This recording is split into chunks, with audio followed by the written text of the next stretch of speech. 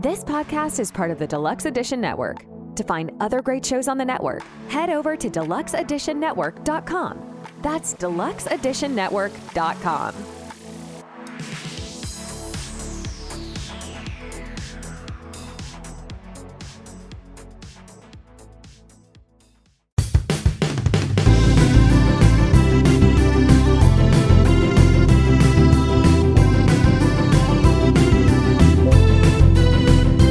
If your friends are nerdy and you are nerdy too, I want to talk to you.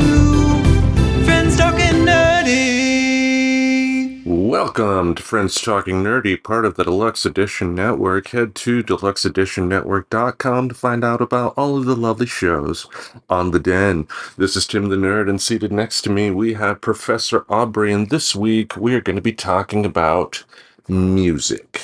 That's right. Some of the best music from the 20th century. Yes, we are going to be reviewing the best of NSYNC. And no, we're not. Definitely not in sync. Yeah. No, what we wanted to do this week, since the episode that we recorded a few weeks back, you can listen to in our archive songs we're currently listening to. We had a nice lengthy discussion about the Beatles when we discussed your choice now and then for that playlist. That's right. So what we wanted to do was kind of expand on that a little bit, because we have talked a lot about Now and Then. We've talked a lot about the Get Back documentary, and on occasion mentioned some songs here and there that we do enjoy, but I don't think we've dedicated an entire episode about it. No, I don't think we have either. Yeah, so what we do love the Beatles, though, so it comes up. It does. All throughout the entirety of the show. Listen back to our back catalog, folks. You'll have some laughs, whether you like it or not. Anyway, what we wanted to do this week is do another playlist episode for you and give you our 5 favorite Beatles songs. Now, when I was going through my list and made my choices, I decided to go a little bit more obscure. Like, it's great to be able to name, the big hits and tracks like that. But I think what I've found over the years in recording the show here, when we do playlist episodes, it's when you have most of the people agreeing most of the time, it makes it to where dialogue is not really being had, if that makes sense, if everybody's agreeing. Yeah, and I think really with these things, how we should look at them is that it's not one person coming up with the best of something and then getting in an argument with other people about what's the best. It's more about the opportunity to talk about songs that you love with other people who enjoy music. Exactly. So, like I mentioned, for the choices I made, I did try to go more obscure, because I think the obscure songs are what really show the beauty of any band that can make it as big or bigger than the Beatles. It's great to have some major tracks, but the beauty comes in finding the little gems hidden away on albums. Mm-hmm. Yeah. Yeah, and you could even do that with the catalogs of artists who did not perform very long, those who died really young. For example, I found a recording of a song Buddy Holly wrote that I had never heard before. And you would think, I liked Buddy Holly. I watched the Buddy Holly movie. I listened to Buddy Holly music, but I had never heard this particular song. And so, yeah, it feels like a revelation. I mean, there's also David Bowie songs where it's like, if you can get in and listen to, songs for Hermione or something like that, you're getting a slice of the artist that not a lot of people got, because most people just listen to the hits. Exactly. So with that, how about you tell our friends at home your first choice?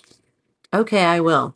I'll start by saying that I started listening to the Beatles when I was very young, and I think that they influenced me tremendously in the music that I've liked since then, and stories that I've liked. And that's what this first song is. It's a story song, and it is Eleanor Rigby, this song off of Revolver. Then it was a double A-side single with Yellow Submarine.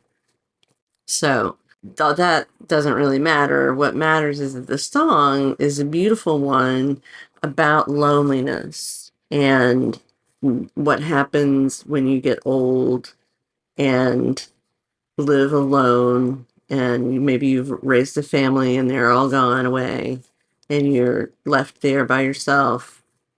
What kind of life can you lead? And I don't find it depressing. I just find it, when I was a kid and I heard it, it made me think of a character in a book, or a caricature of an older woman walking down the street with her grocery cart going to her house in a walk-up apartment building. I don't know why I see it in New York City, but I see it in New York City. I should see it in London. But anyway, it's a great story. And it was a song that originally was credited to both McCartney and Lennon, but ultimately McCartney got the writing credit for it. It tells a great story, and the music is lovely, and the singing is great. And it was a fairly early recording when they were sort of first getting more themselves, Yeah. coming out of the 60s. Yeah, I mean, Sgt. Pepper was definitely their breakout album, the album that made them, legends. But the previous album before Sgt. Pepper was Revolver. So they were definitely already on that stage, almost there. But it's interesting you talked about seeing an image of what Eleanor Rigby was like, because that's kind of how Paul McCartney wrote that song. Because I believe it was at a cemetery in Liverpool that he saw a gravestone for one Miss Eleanor Rigby. And when he saw that, essentially the story that came out in the song was, what popped into his head. And funny enough, he wanted to name the preacher in the song Father Mackenzie. He wanted to call him Father McCartney, and Lennon loved that idea and insisted that he keep it Father McCartney. But McCartney chickened out and changed it to Father Mackenzie, darning his socks in the night when nobody's there. Wow, that's interesting information about that song. I also had heard that McCartney did have a relationship with an older woman who lived by herself, where he would come by and listen to the radio. She had a radio, and she'd let him come by and listen to the radio anytime he wanted. And that the character of Eleanor Rigby was somewhat related to his relationship with that person. It was the 50s. It was another time. 40s. Well, he was born in the 40s. I hope it wasn't in the 40s for him. That would make that would make it bad for that time too. Bad is bad, right? Yes. Yeah. Anyway, shall I go on with my first choice? Please do. All right. This track is off of the White Album, and for my money, I think it's one of the best songs that John Lennon has ever written. Dear Prudence. He wrote that in India, and the Prudence in question was one Miss Prudence Farrow, Mia Farrow's sister. They were at the retreat for the Maharishi, learning about transcendental meditation, and apparently Prudence was so devout at everything at that particular time that she was just spending all of her days meditating inside of her, hut or wherever they were at in India. I mean, they were outside. It wasn't like a Hyatt hotel or something like that. So hut may be the wrong word here, but it was rustic. Let's put it that way. But Lennon wrote this song in response to that, and in a lot of ways, it kind of foreshadows Imagine, because it really just talks about just the importance of enjoying the day. You can have a long-term goal or whatever, whether it be a spiritual or, other type of goal or whatever, but people that intensely focus on that future thing often miss out on the day-to-day beauty that you can see. Yes. So, And are probably less inspired because of that. yeah, I could definitely see that, but I know for me, this song I started listening to it on repeat after I went through my divorce, and I think in a lot of ways it really helped in terms of just it's a beautiful song. If you don't feel happy at the end of this, then I'm sorry, you're missing out. It's a very, very positive, upbeat song that I just really love. Awesome. I agree. It's a very positive, upbeat song and fun to listen to. Mm-hmm.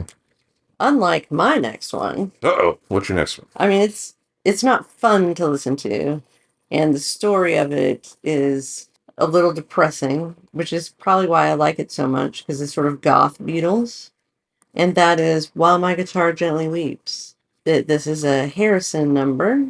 You know, he's singing about his guitar, which is obviously one of the most important things in his life, and his guitar is crying. And why is the guitar crying? It relates to George Harrison's very strong convictions related to Hinduism, but also Zen, also love, universal peace. All of these things were very important to George Harrison. And when the world is not giving you that, it's sad. And so that was his inspiration for that song, which I thought was interesting. Like it's an anti-apathy song. Like you're so apathetic and not trying to make the world a better place because you're not loving, you're not peaceful. So my guitar is crying for you. Like what I'm performing is actually my tears. I never thought of looking at that song so deep just because of the kick-ass guitar solo in it, performed by. One Mr. Eric Clapton. Yes, yes. Now, him and George Harrison have had the most unique relationship. Are you familiar with some of it? I am familiar with some of it. Yes, it all revolves around a woman by the name of Patty Boyd, who ultimately was the inspiration for the song Something from George Harrison, as well as Layla and Wonderful Tonight from Eric Clapton. Three, rock ballads written about one woman.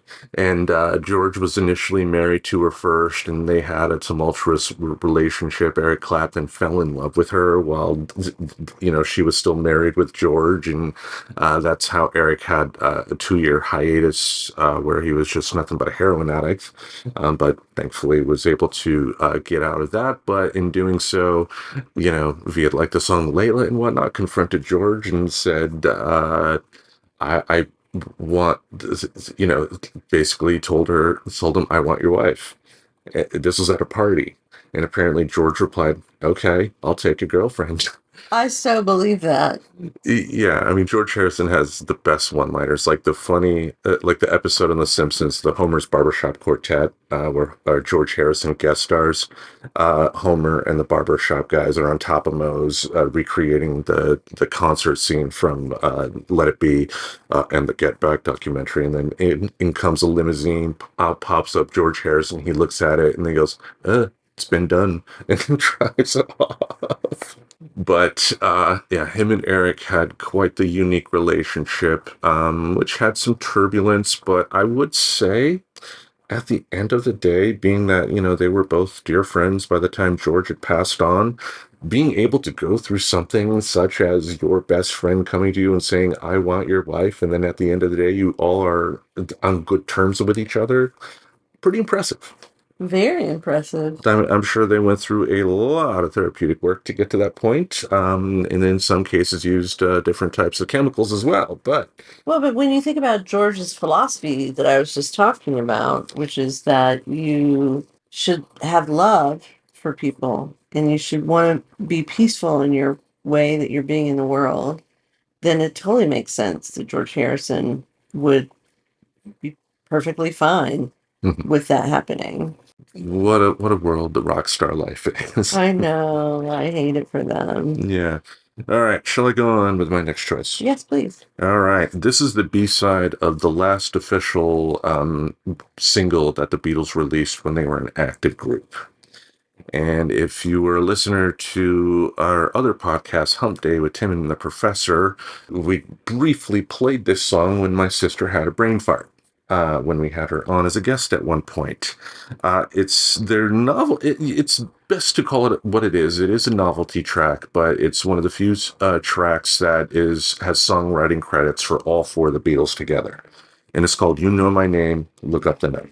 It's a unique song, if you can call it a song. I mean, it is a song, I guess, because they're using instruments and all that, but it's not a traditional type of song that you would hear. It's not She Loves You. It's not I Want to Hold Your Hand or Let It Be, even, or something like that. It's just funny and goofy and silly. And I think it was a way for them all to showcase that goofiness. Like even McCartney, who you get the impression he can have a good time, but you don't see him necessarily getting silly. He gets silly in this. Yeah, I love that. Hmm. I love it when people change their personality that you expect them to have. That's fun. Yeah. So is this going to go down as the greatest thing that they ever made? Of course not. And if you listen to it, you will know that that's not what they were shooting for. I mean, they were shooting for that when it comes to like Hey Jude or A Day in a Life or a song of that magnitude. But this was just four guys in the studio having a lot of fun, and it shows. And again, another track that by the end of it, if you're not smiling, you are really missing out. Yeah, it kind of reminds me of the song off Let It Be about the wrong train. Uh, One after 909. the one after 909. That song seems to me like they were just having a good time too.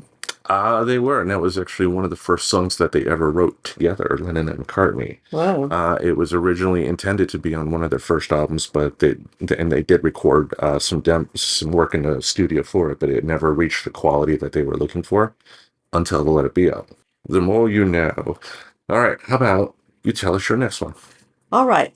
My next one I'm so excited about because I never really was familiar with this song until I started listening to Let It Be a lot as a when I was watching the documentary, I really wanted to be listening to that album a lot.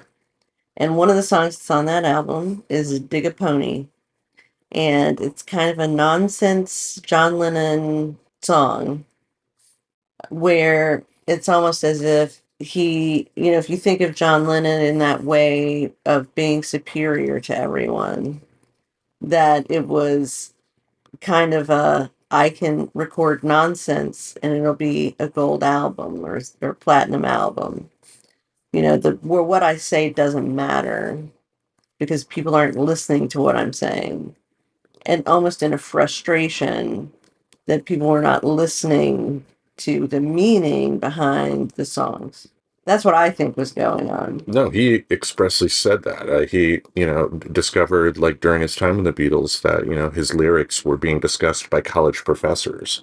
And so he would write songs like Dig a Pony or songs like I Am the Walrus to be just as wacky as they can be. It's word salad for the sake of word salad, but because it was coming from John Lennon, there had to be a meaning, and he was poking fun at that because at the end of the day, yes, he wrote songs that spoke to a lot of people, but he was just a guy.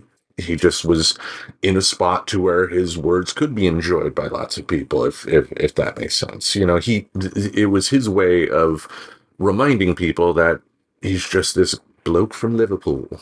Yeah, but the thing is, it's a great song. Like this song is a great song.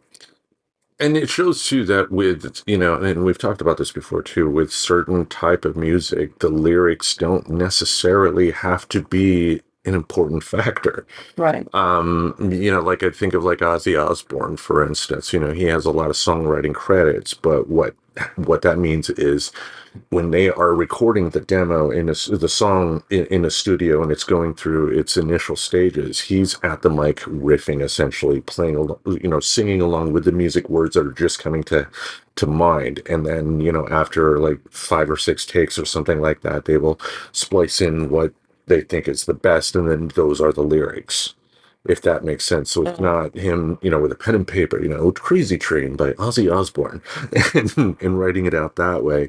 So, and I think it too, like Paul Simon and David Bowie both have talked about like later in their careers, they were less focused on doing the pen and paper, writing out the lyrics than they were on getting the music first and then having the words fit the music. So the words weren't necessarily, again, like I'm, getting a message directly from the heavens or something like that. It was just what came to mind that felt like it fit the music that was being played. Yeah, that's a very interesting and different way of doing that. And it makes sense too. I mean, I initially, it boggled my mind at first when I found out musicians did that. But the more I think about it, the more it does make sense to do it that way, to fit the words to the music.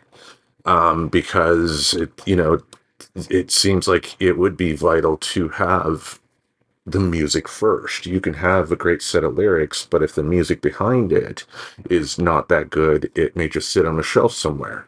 Like, let's talk about a song that was featured in the documentary Let the Canary Sing. Girls Just Want to Have Fun.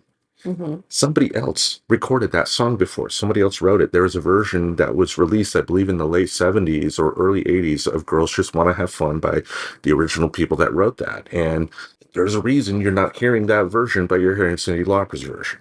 Yeah, absolutely. I don't really know what else to say about it. That's just the beauty and the mysteriousness of creativity. Yeah. Oh, I know what I was going to say. A lot of really great songwriting duos always had this sort of divided labor. One would write the music and the other would write the lyrics. And so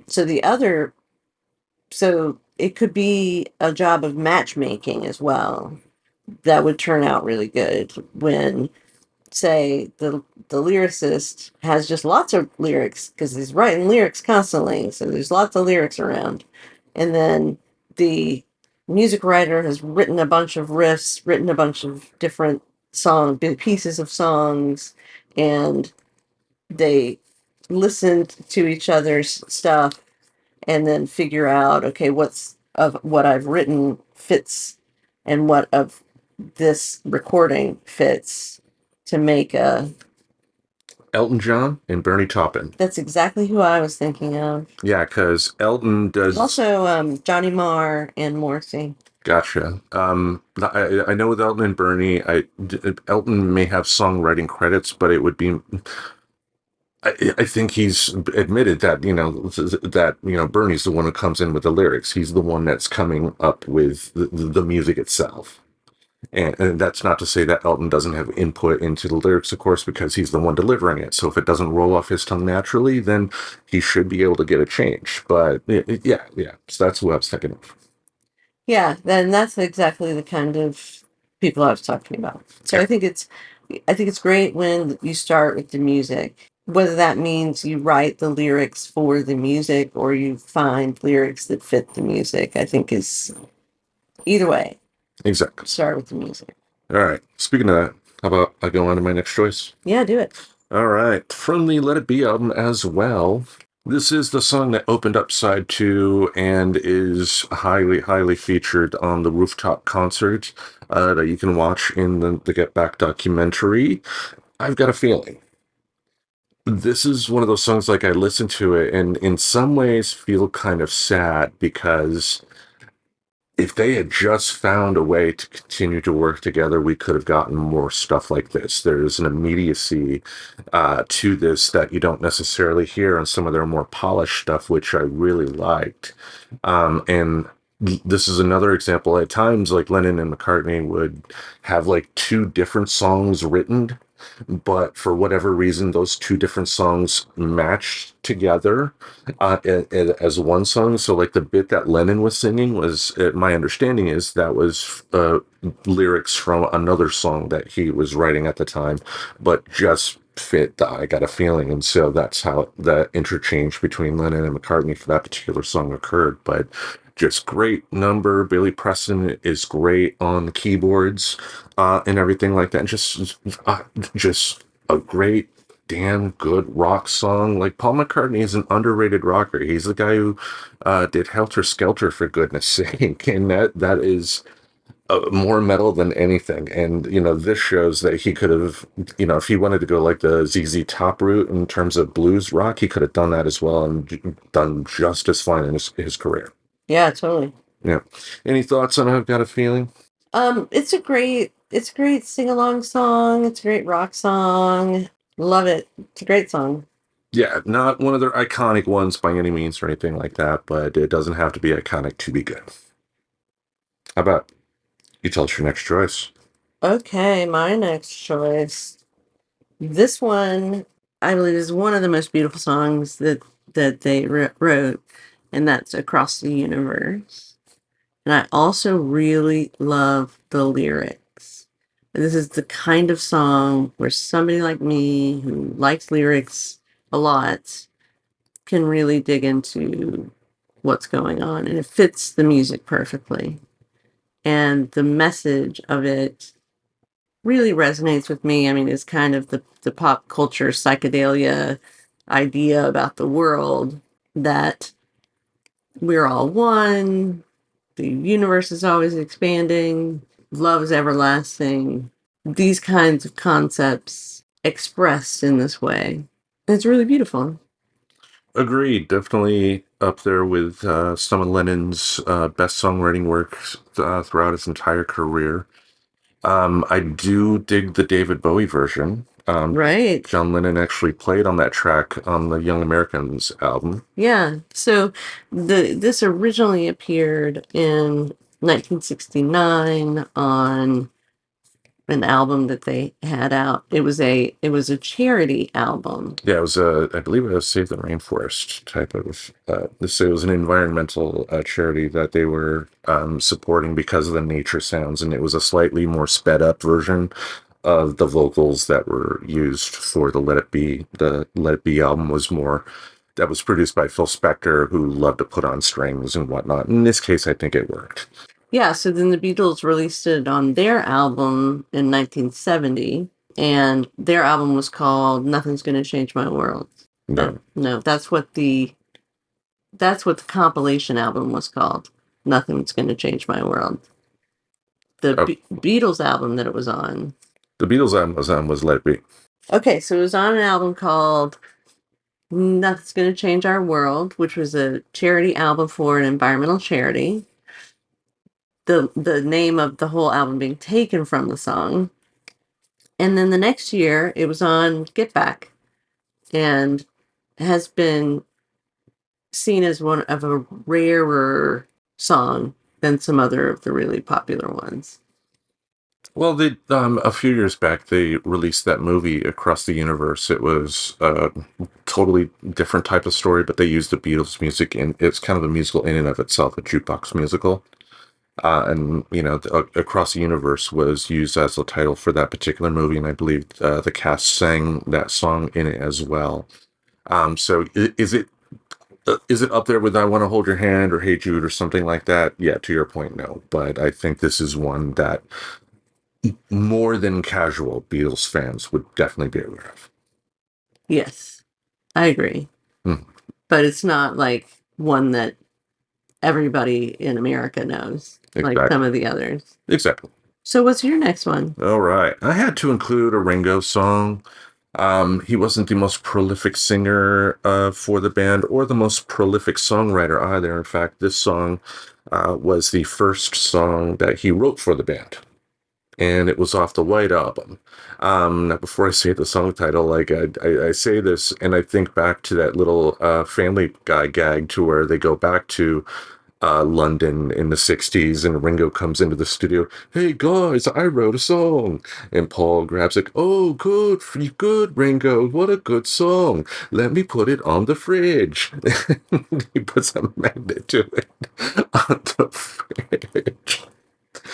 But this one, you can tell it is a first song, if that makes sense, but it still has spirit. And what I love more than anything for my entertainment is spirit. Like, it doesn't have to be the most finely crafted piece of art in human history to still be enjoyable, which is why I can watch a film like Rock and Roll High School and absolutely love it. It's not a technical masterpiece. The acting is two-dimensional at best, but the spirit behind it, you just love it. And the particular song here is Don't Pass Me By. And it just feels like the type of song you would sing in a pub. Don't pass me by, don't make me cry, don't make me blue. Which is understandable, I guess, with Ringo, because Ringo does have a history of loving alcohol. He ended up going to rehab in the 80s, but like in the 70s, for instance, he was a part of the Hollywood Vampires. I think I mentioned that on the show before, but do you recall what the Hollywood Vampires are? No. It was a group that Alice Cooper ended up starting that included Keith Moon, John Lennon, Harry Nilsson, Ringo, um, and Mickey Dolenz from the Monkees, and they would just go to clubs and drink. In fact, they were at one point involved in something notorious. The Smothers Brothers were playing a club in Los Angeles, and Lennon was drunk in the audience and started heckling them, and then he got kicked out, and there were pictures of him getting kicked out by security. Wow. Yeah. That's funny. Yeah, like there's a reason he called it his lost weekend. Right. He because I think too that was like probably one of the first chances. And LA was probably a big enough city to where he could do that, to where he could just do stuff like go to a club and not have to be mobbed by thousands upon thousands of people at once. So yeah, I don't necessarily blame him for having a little bit of fun. Should you be getting thrown out of clubs? Yeah, at that point, you want to self-assess a little bit, but he ultimately did. Yeah, he ultimately did, didn't he? That he did. But this song, "Don't Pass Me By," it's fun. It's not even up to the level of Octopus's Garden. Let's put it that way. But I still think it's a really fun song. Yeah, you like the sing-along songs. Yeah, Yeah. that I do. All right. How about you tell us your last choice? Okay, my last choice is a very influential song. It is I Want You, She's So Heavy. This song has been very influential, and do you know what kind of music it has influenced? Metal. Metal. That is right. It's sort of seen as a predating by a few months Ozzy Osbourne's creation Black Sabbath. of doom metal. It's interesting to me how much I like the song, given that I don't really like metal. But that's kind of what I like about the song is the more heavier rock instrumentation and singing. It's just so different from other things the Beatles had done and were doing then. And it, like, we should say it's on Abbey Road, so it's one of their latest songs. Yeah, that "I Want You, She's So Heavy" closed side one of the album. Hmm. And yeah, I believe he wrote it about Yoko, but it foreshadowed his first big solo album, the Plastic Ono Band, in terms of some sonically the type of music that he was kind of veering into because of events that he was dealing with in his life at that particular time. But it is also interesting that you did note the connection between Lennon and Ozzy, because Ozzy revered Lennon. The Beatles were one of the reasons he wanted to become a rock star, like so many people of that particular era. And Ozzy, in some ways, does kind of have that nasally type of vocal that Lennon has as well. So yeah, there definitely is a connection between those two bands.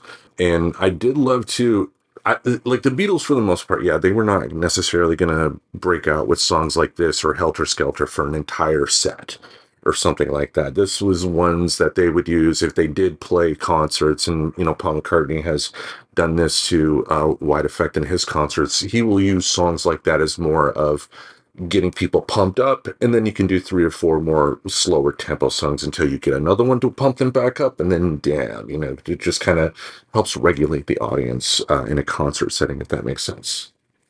Yeah, it probably also helps the stamina of the performers. Yeah, especially if you have to do like a Bruce Springsteen level show. Like Paul McCartney in an interview said he was annoyed at Springsteen because Springsteen, I guess, is the guy who made it to where people expected big name performers to have, 2 hour sets or more. Because back in the day, like when the Beatles played, they were on and off stage in less than an hour. Now, granted, in those days, they did have other acts that would play as well. So it was more of a Review. a review, but one big featured act. So different circumstances because of the 60s, but I did find it funny. Like McCartney will sometimes just let things slip. Like I remember somebody asked him, like, did you ever hope that Michael Jackson would get into such financial trouble that he would offer to sell you back the Beatles? And he goes, yeah, like that. So Oh, well. yeah. Anyway, shall I go on with my last choice? Yes, please. All right. I wanted to include a song from George Harrison myself. And in terms of his output of the Beatles, bigger selection than what Ringo had, but it's still pretty small. But I wanted to include this song from the Yellow Submarine soundtrack because I kind of think it shows how sarcastic his humor could be. And it's only a northern song.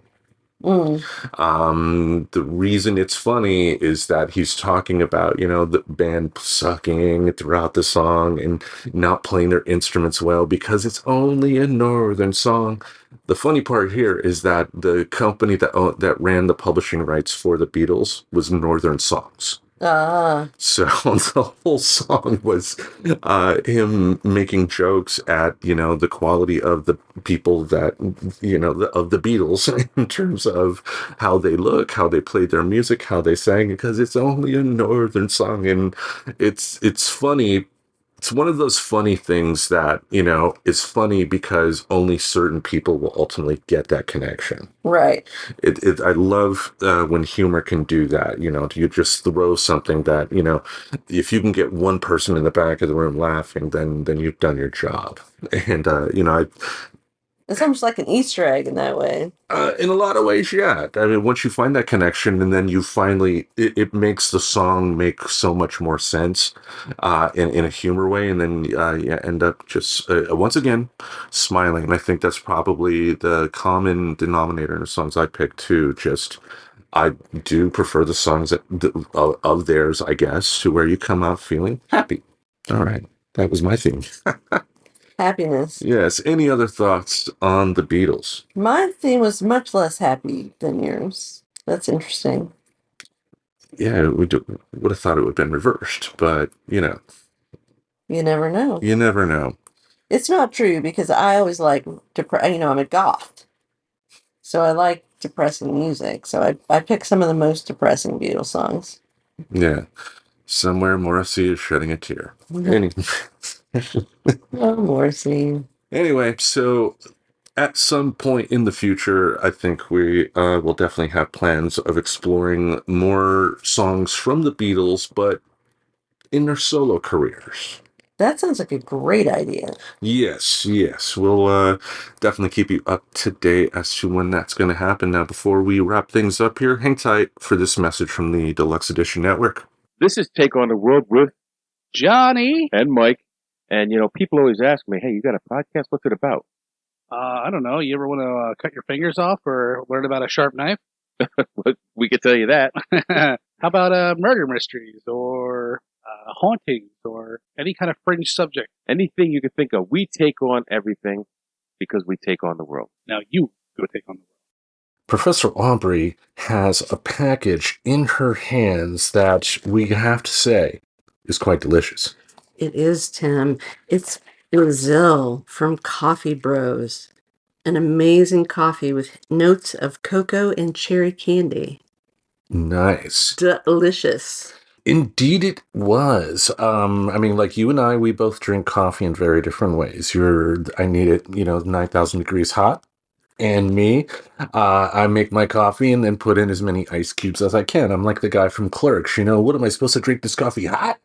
Type of guy.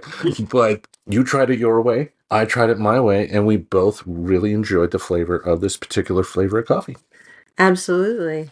it is a relatively new roastery in New York, New York. Those little town blues. Yep. Taking the coffee bros away. Exactly. Anyway, they're relatively new. They've been roasting since 2019. Yes, but they do have great connections around the world in the coffee growing areas to be able to get the best beans, to be able to give their customers the best product. And you, our friends at home, if you go to coffeebros.com and you order your own batch of this coffee or any other of the delicious brands of coffee that they have on their website, in the promo code spot, you put FTN10, we're going to be able to save you 10%. That's right, 10%. It's going to be like $1.50.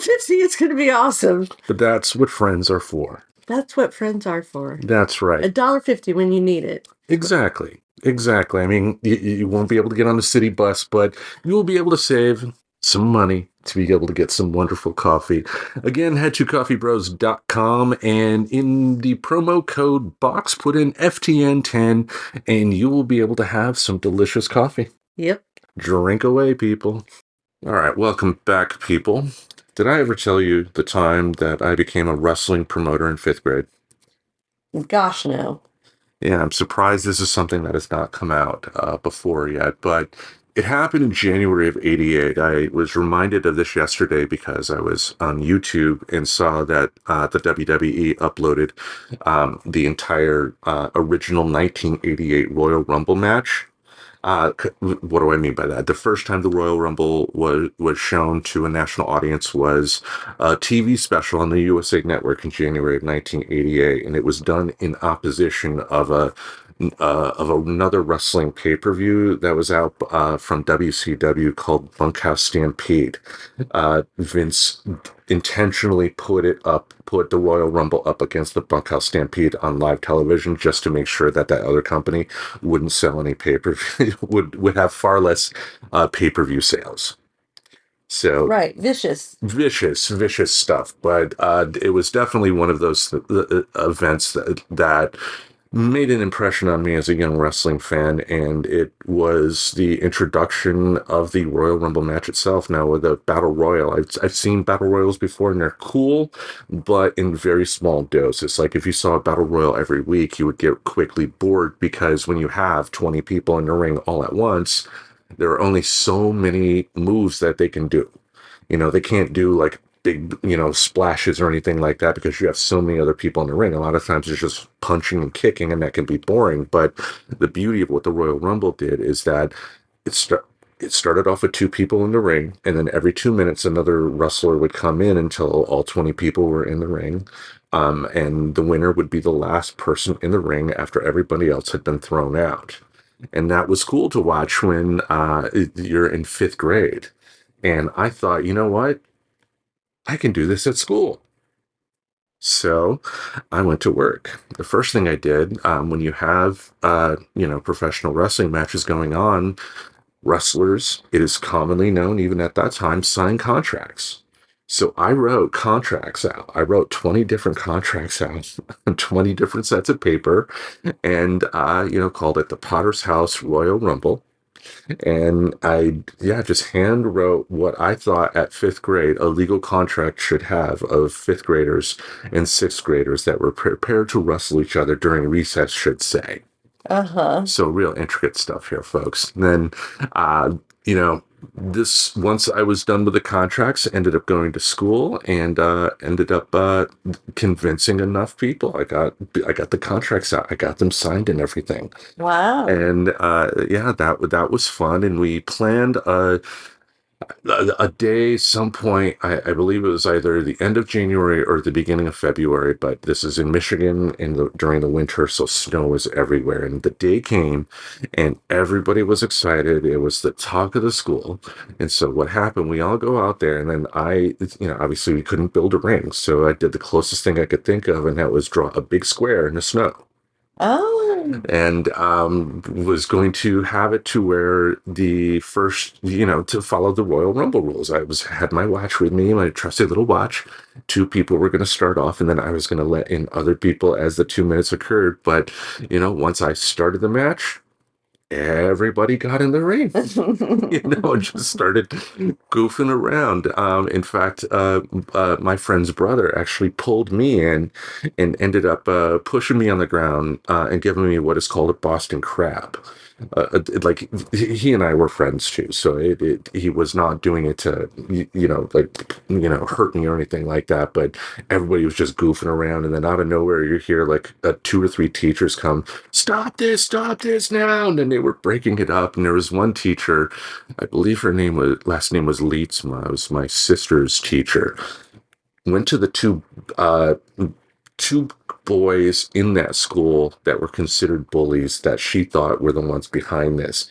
And she goes, "Why did you do this? Why you could have got people hurt?" And they go, "We didn't do anything. It was Tim." And then she looked over at me, cocked her head with a quizzical head, and just shook her head and goes, "Don't do that again." And then walked away. And that was the last I heard of it. There was never a Potter's House Royal Rumble after that, but that was my one and only time being a wrestling promoter. It sounds like it almost worked. Yes, it's weird the times to where I get this idea and it's just like this will happen, and then it somehow ends up happening. Not always to perfection, but it does.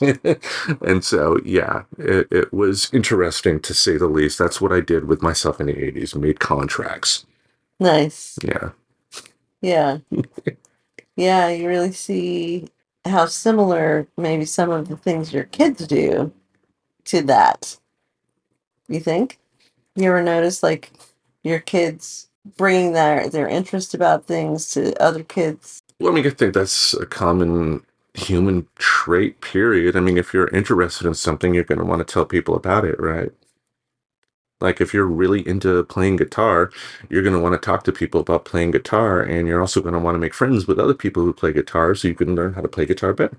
That's interesting. I was such a goth when I was a kid that is not at all how I thought. Like I was like, nobody has any information that I need. That was kind of my position as a goth. Well, I mean, I thought that about certain adults too, and I know my youngest is going through that right now, and I'm trying to talk some logic into him in terms of think about the bigger picture, take a deep breath. Things aren't that bad, but I've been in his shoes before too, and so that means I have to be patient. I can't be you. This is just how things are done. That's not going to teach a person a damn thing. Mm-mm.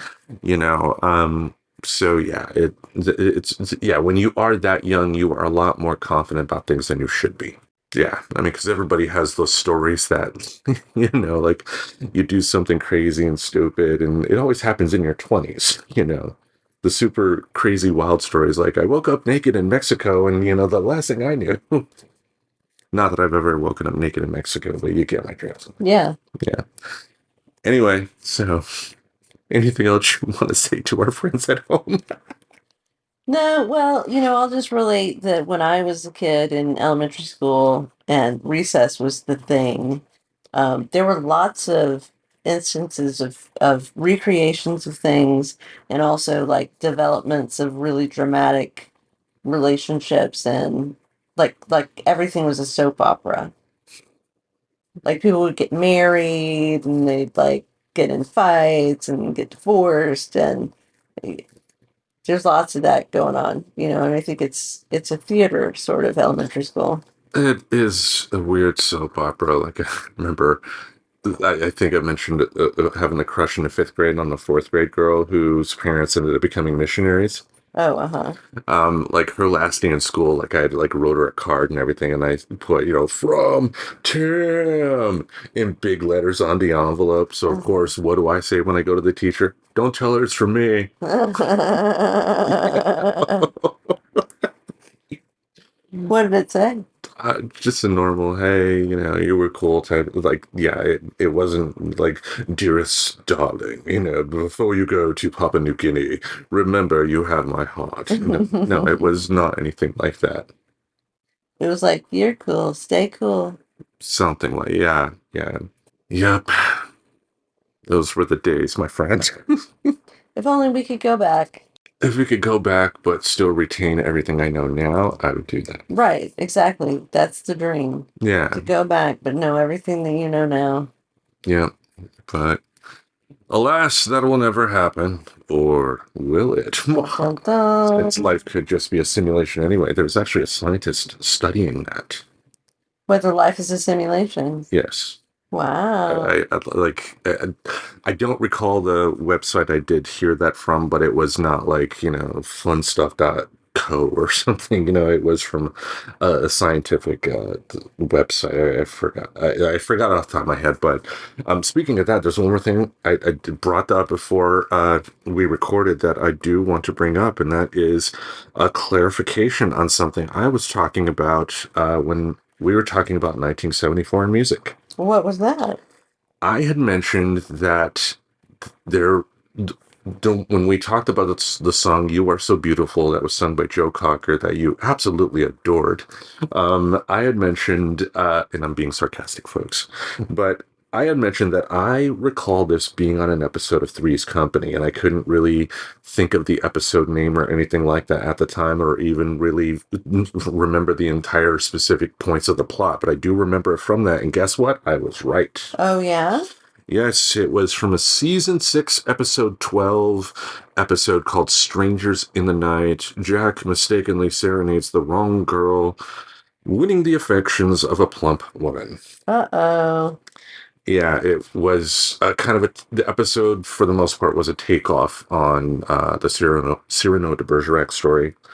And Jack didn't know how to play guitar, but he wanted to sing to this woman outside of her window. And his roommate Larry was the one who sang "You Are So Beautiful" while the Jack Tripper mimicked playing the guitar.